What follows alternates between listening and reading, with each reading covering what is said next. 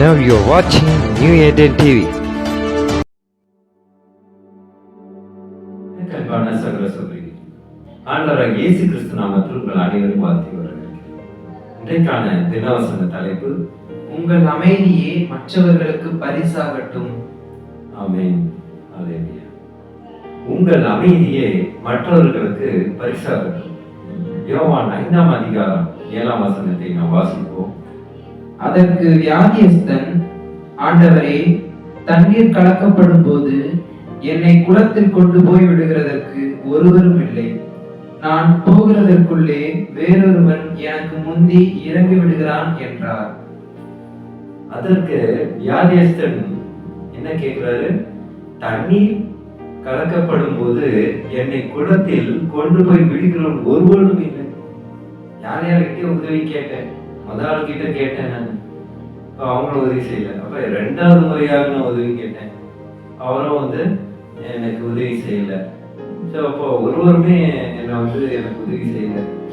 நான் போவதற்குள்ளே வேற ஒருவன் எனக்கு முந்தி இறங்கி விடுகிறான், அந்த தண்ணியில இறங்கி விடுகிறான் என்றார். பாஸ்டர், எனக்கு ஒரு கேள்வி இல்ல. இந்த ஒரு விஷயத்த எதற்கு அவன் ஆண்டவர்கிட்ட இயேசு கிறிஸ்துவிட்ட சொல்லணும்? இதுதான் முக்கியமான கேள்வி. என்னன்னா, எல்லாருமே உதவி கேட்டா யாருமே உதவி கொடுக்கல. இப்போ இயேசுவை பத்தி அவன் அறிந்திருந்தான். ஓகே, இவர்கிட்ட சொன்னா, ஏன்னா ஏதாவது உதவி செய்யலன்னா நம்ம சக மனிதர்களே என்னென்னமோ உதவிலாம் ட்ரை பண்ணவே, யாரும் உதவி செய்யல அப்படின்னு ஒரு ஆறுதலாக யாருக்கிட்ட நம்ம சொல்லுவோம். நம்மளுடைய மனவேதனைகளை சொல்வது மனிதர்களுடைய இயல்பு. அப்படிதான் நீங்க வியாதிஸ்தரும் இயேசுவை நோக்கி கேட்கிறாரு. இப்ப அவர் கேட்டதை பார்த்தோம். இயேசு அதுக்கு என்ன பதில் சொன்னார் பாப்போமா? இயேசு அவனை நோக்கி, எழுந்திரு, உன் படுக்கையை எடுத்துக்கொண்டு நட என்றார். இயேசு அவனை நோக்கி, எழுந்திரு, உன் படுக்கையை எடுத்துக்கொண்டு நட என்றார்.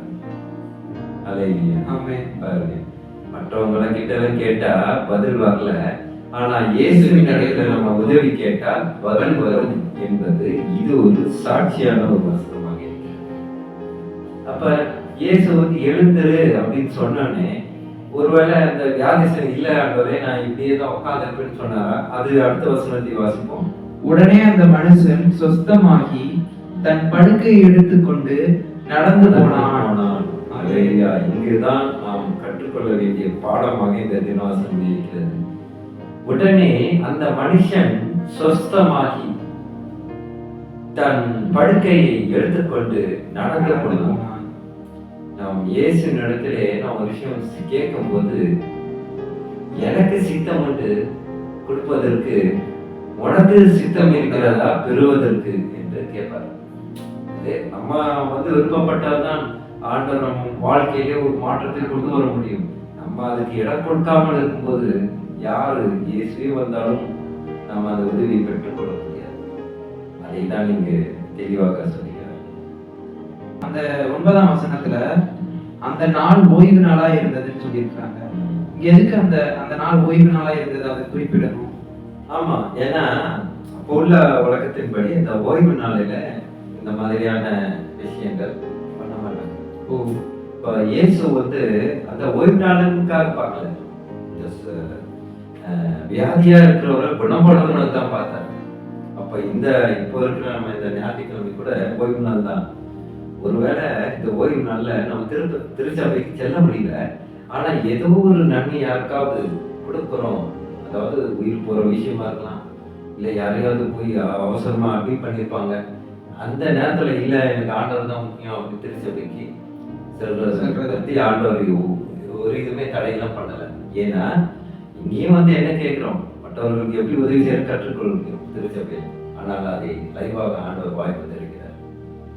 அதனால ஞாயிற்றுக்கிழமை மற்ற வேலைகளை செய்யணும் அப்படின்னு சொல்ல வரல, ரொம்ப அவசியமாக ஒருத்தருக்கு ரொம்ப நம்மளை போனாதான் அவங்களுக்கு வாழ்வு அப்படின்ற ஒரு உயிர் போராட்டமாக கூட இருக்கலாம். அப்படிப்பட்ட உயிர் போராட்டம் சமயத்திலே நாம் இந்த ஓய்வு நாளிலே அவங்களுக்காக உதவி செய்யலாம்.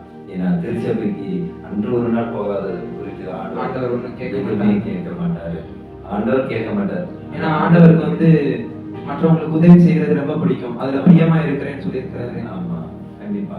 ஏன்னா எந்த சமயத்தில் எதை செய்ய வேண்டும் என்பது இந்த தினவசனம் வந்து ஒரு நல்ல அடையாளமாக இருக்கிறது. இது ஏன் நாம் இயேசுவை நாம் நம்பலாம் முழுவதுமாக என்று நாம் சங்கீத பகுதியிலே 91 அதிகாரத்திலே 4ஆம் வசனத்தை வாசிக்க கேட்போம். அவர் தமது சிறகுகளாலே உன்னை மூடுவார், அவர் செட்டைகளின் கீழ் அடைக்கலம் புகுவாய். அவருடைய சிறகுகளாலே உன்னை மூடுவார், அவரின் செட்டைகளின் கீழே அடைக்கலம் புகுவாய். ஏனென்றால் இங்கு எங்கு பாதுகாப்பு கிடைக்கும் என்று வசனம் தெளிவாக சொல்கிறது. அவருடைய வழியிலே இருந்தாலே ஒழிய, அவரோடு இருந்தாலே ஒழிய நமக்கு பாதுகாப்பு. இதை தவிர வேற எந்த பாதுகாப்பும் உலகத்திலே வந்து விடாது என்பதுமே அடையாளமாக இருக்கிறது. கிறிஸ்துவுக்குள் பிரியமானவர்களே, நாமும் இப்படிப்பட்ட ஒரு அமைதியை மற்றவர்களிடமிருந்து விலகி இருக்க இந்த வசனம் வந்து ஒரு அடையாளமாக இருக்கிறது. ஏனென்றால் அங்க 2 பேர்கிட்ட வியாதிஸ்தன் உதவி கேட்டுட்டு அப்புறம் என்ன பண்ணாங்க? அமைதியை. இந்த வசனத்துல ஆண்டவர் இன்னொரு விஷயத்தையும் சொல்கிறார்.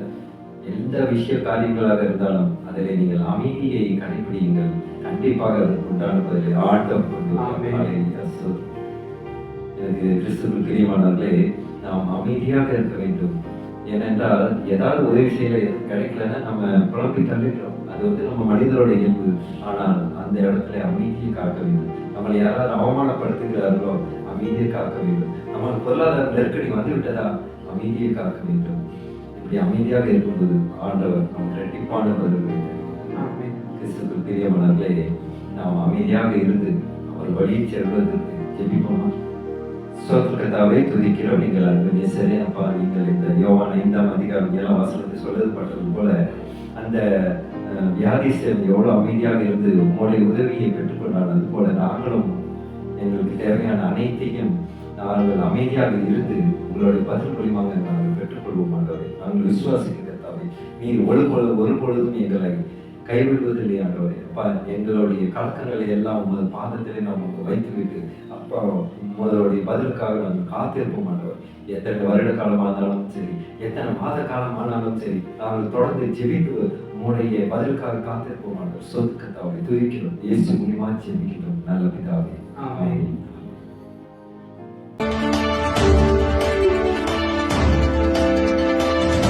Now you're watching New Eden TV.